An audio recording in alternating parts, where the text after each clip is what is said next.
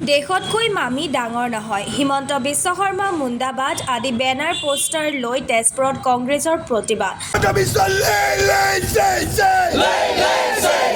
দেশতকৈ মামি ডাঙৰ নহয়।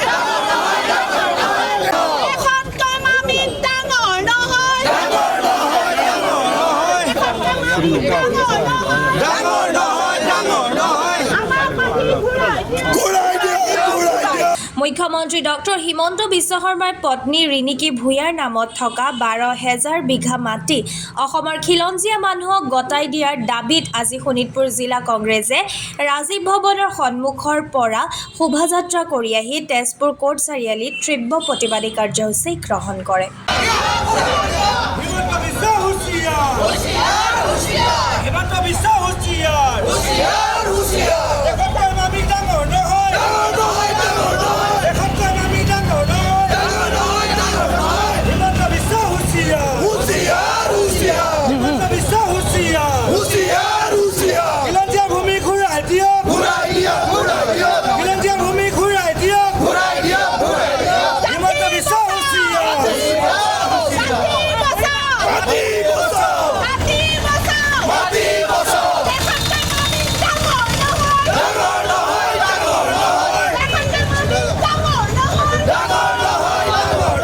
যেটো দাবী আপোনালোকে চাওক, অসমত বসবাস কৰা প্ৰতিগৰাকী খিলঞ্জীয়া মানুহে নিজৰ ঘৰটো সাজিবৰ কাৰণে এলোচা মাটিৰ কাৰণে হাহাকাৰ কৰিবলগীয়া হৈছে। যি সময়ত খিলঞ্জীয়া মানুহে নিজে ৰাস্তাত বসবাস কৰিবলগীয়া হৈছে, অঘৰী জীৱন যাপন কৰিবলগীয়া হৈছে, সেইখিনি সময়ত আমাৰ মহাপ্ৰতাপী ভ্ৰষ্টাচাৰী মুখ্যমন্ত্ৰীৰ পত্নীৰ নামত 12,000 মাটি ইতিমধ্যে দখল কৰা হৈছে। এইটো আমি সামান্য কথাই, ইয়াতকৈ আৰু বহুত ওলাব। আৰু এই 12,000 মাটি তেখেতে লৈ পেলাই নিজৰ ব্যৱসায়ী গোষ্ঠী তেখেতে আৰম্ভ কৰিছে। কিন্তু আমাৰ দাবী হ'ল, আজি অসম প্ৰদেশ কংগ্ৰেছ কমিটিৰ আহ্বানত শোণিতপুৰ জিলা কংগ্ৰেছে আজি আমি প্ৰতিবাদ কৰিছোঁ। আমাৰ দাবী হ'ল, যি 12,000 ভূমি ইতিমধ্যে মুখ্যমন্ত্ৰীৰ ঘৈণীয়েক যিগৰাকী এটা মামী বুলি বিখ্যাত, সেই মামীয়ে খিলঞ্জীয়াৰ কাৰণে মাটিখিনি এৰি দিব লাগে। আৰু যদিহে এৰি নিদিয়ে, তেতিয়াহ'লে এই ভ্ৰষ্টাচাৰী মুখ্যমন্ত্ৰীৰ এইটো যিটো ক'লা অধ্যায়, এইটো চিৰযুগমীয়া হৈ থাকিব।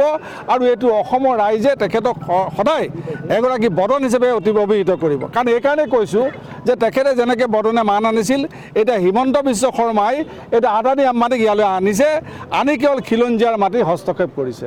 গতিকে আজি আমাৰ মূল দাবী হ'ল এইটো।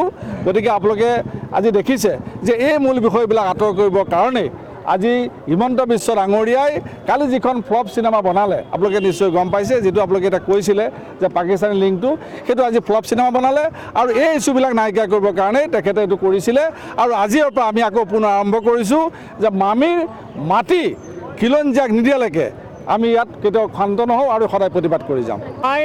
আমি অসম প্ৰদেশ কংগ্ৰেছ কমিটিৰ ফালৰ পৰা আমি যি যাত্ৰা ওলাইছিলোঁ যে জাতি বচাওক মাটি বচাওক, তাত আমাৰ বাটে বাটে বাধা বিঘিনি দিছিলে। কিয়নো তেওঁলোকে আমাৰ মুখ্যমন্ত্ৰী মহোদয়ৰ চৰকাৰখনে যিমানখিনি মাটি হস্তক্ষেপ কৰিছে, সেই হস্তক্ষেপ কৰা মাটিখিনি আমি উদঙাই দেখুৱাইছিলোঁ। আমি ঠায়ে ঠায়ে গৈ কালি ঢেকীয়াজুলিতো আমি দেখুৱাইছোঁ। গতিকে সেই উদঙাই দেখুওৱাৰ কাৰণে তেওঁলোকে কি কৰিছে, ভ্ৰম বকিবলৈ ধৰিছে। আৰু এতিয়া আমাৰ অন্য একো দাবী নাই। আমাৰ এই 12,000 বিঘা মাটি খিলঞ্জীয়াৰ মাটিখিনি আমাক ঘূৰাই দিব লাগে খিলঞ্জীয়া লোকসকলক। আৰু যিখন আমাৰ চিলিং আইন, সেইখন আইন আমাৰ কংগ্ৰেছৰ দিনত আনিছিলে।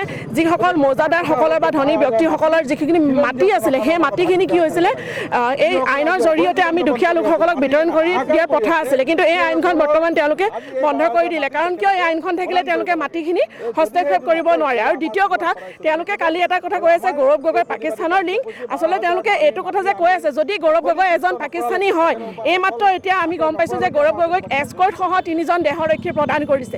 যদি এজন পাকিস্তানীক এস্কৰ্ট সহ তিনিজন দেহৰক্ষী কেনেকৈ প্ৰদান কৰিলে, সেইটো এটা আমাৰ মুখ্যমন্ত্ৰী মহোদয়লৈ প্ৰশ্ন। তেখেত যদি সঁচাই পাকিস্তানী হয়, কেনেকৈ প্ৰদান কৰিলে তেওঁ এস্কৰ্ট আৰু তিনিজন দেহৰক্ষী, সেইটো আমাৰ ডাঙৰ প্ৰশ্ন।